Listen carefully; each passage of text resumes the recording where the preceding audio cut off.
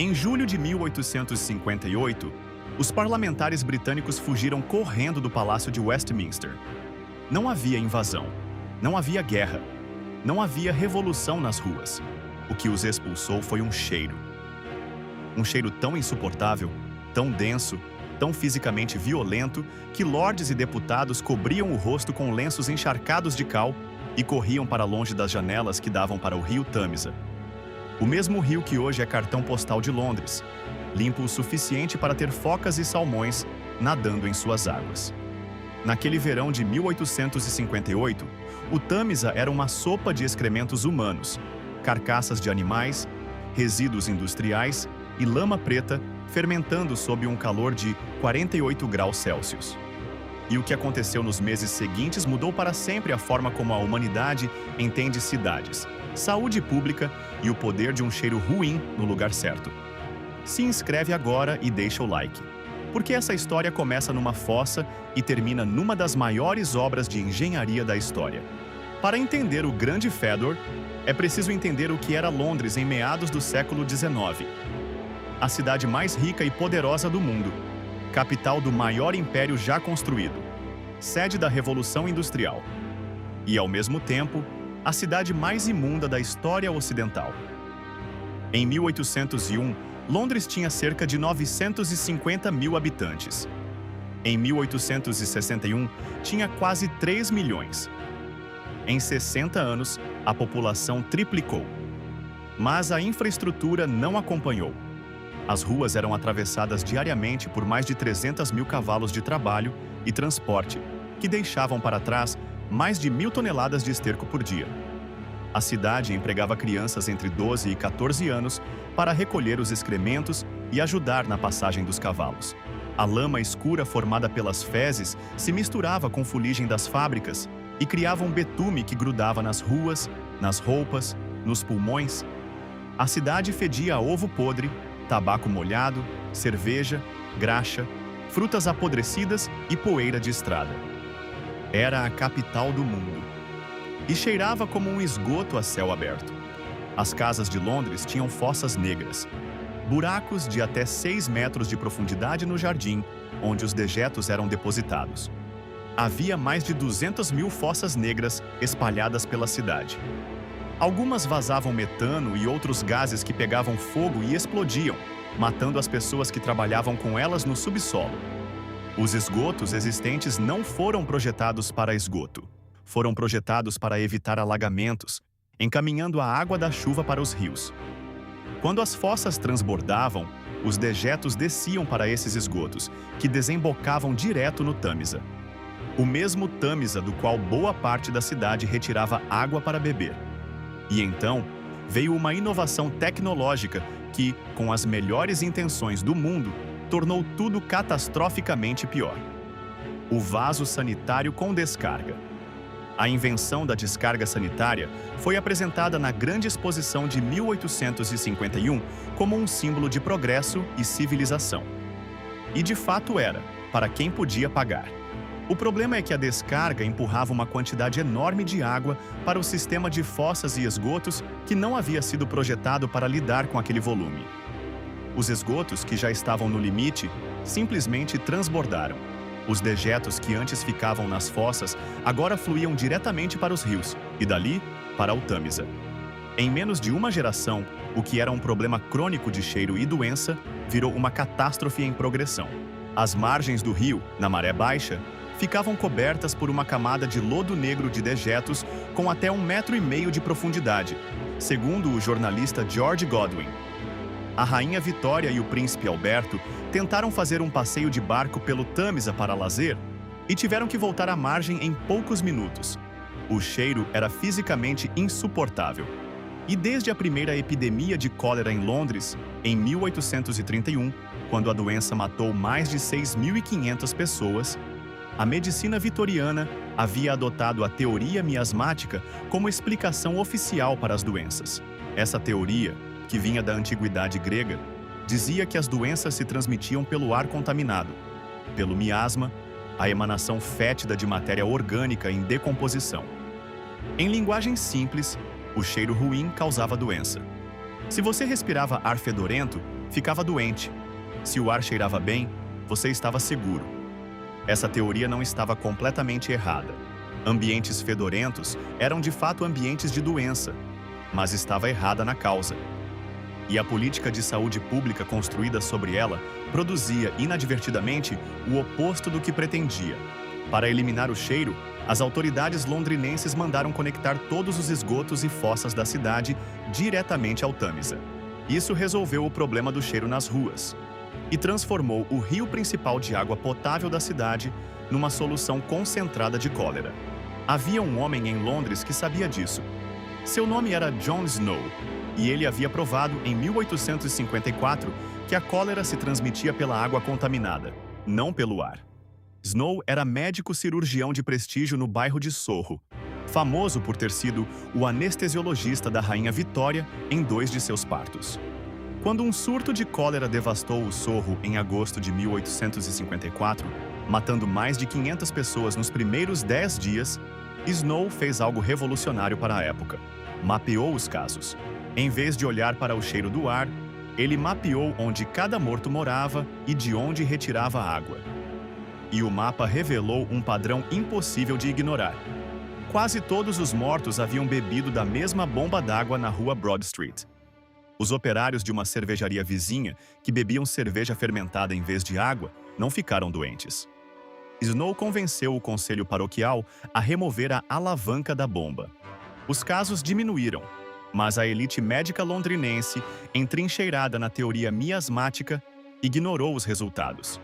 John Snow morreu em 1858, o mesmo ano do Grande Fedor, sem ver sua teoria aceita. E então chegou o verão de 1858, um dos mais quentes da história britânica. Temperaturas que chegaram a 48 graus Celsius ao sol. Sem chuva por semanas, o nível do Tâmisa baixou. E tudo que havia sido depositado naquele rio ao longo de décadas ficou exposto nas margens, fermentando sob o sol de julho. Os gases liberados, metano, sulfeto de hidrogênio, amônia, criaram um fedor que não era desagradável. Era violento. Barqueiros relatavam dificuldade em respirar. Pessoas que passavam perto das margens desmaiavam. E no Palácio de Westminster, o parlamento britânico, que fica exatamente às margens do Tâmisa, as cortinas foram encharcadas em cloreto de cal na tentativa desesperada de bloquear o cheiro. Não funcionou. Parlamentares vomitavam. Sessões eram interrompidas. Benjamin Disraeli, primeiro-ministro, descreveu o Tâmisa no debate parlamentar como um lago estigiano, cheirando a horrores inefáveis e intoleráveis. Em junho daquele ano, ele apresentou ao parlamento a proposta que havia sido recusada repetidamente por 7 anos, e desta vez foi aprovada em 2 semanas. O homem que havia elaborado essa proposta e esperado 7 anos para vê-la aprovada se chamava Joseph Bazalgette. Engenheiro-chefe do Conselho Metropolitano de Obras de Londres, Bazalgette havia apresentado ao governo um plano completo para um sistema subterrâneo de esgotos desde 1852. O plano foi recusado. Apresentou novamente em 1853. Recusado. Em 1854. Recusado. Em 1856. Recusado. Cada vez que o plano chegava a uma comissão, algum detalhe técnico ou político barrava sua aprovação. Um rival apresentou um plano alternativo de esgoto a céu aberto. A burocracia girava em círculos enquanto o Tâmisa apodrecia.